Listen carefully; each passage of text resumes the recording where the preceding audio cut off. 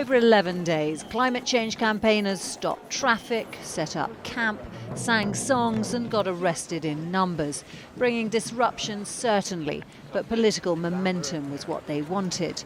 And today they met the Environment Secretary with a specific call for action, declare a climate emergency and cut carbon emissions to zero in 6 years. This is why we're in the streets begging for a future. Michael Gove at pains to stress he was listening. I believe that they're motivated by high ideals, which I share. I think, yes, it is absolutely important that we raise the level of knowledge that people have about the climate challenges we face. So their first point, their first argument, I think, is on the money. We do need to develop a wider level of public understanding. Their second point, about the need to reduce emissions to zero, I think is right as well. The key question there is timescale. I've just spoken to Mr Gove and he said the government is committed to action.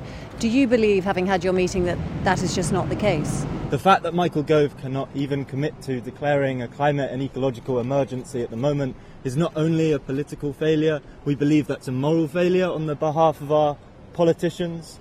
This is an emergency. The gulf between that view and some MPs was illustrated today in a debate on whether emissions targets should be legally binding. Let's go for net zero.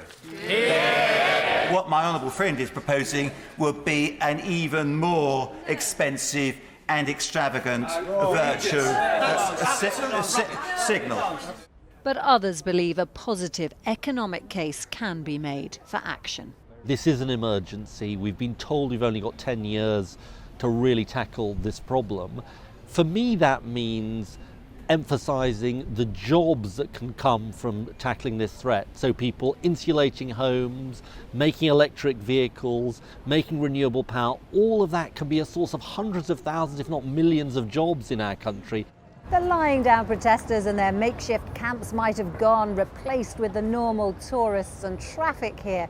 But the campaigners have forced politicians to publicly re-engage with an issue that had fallen down the political agenda, even if their radical demands for action might not be politically palatable just yet.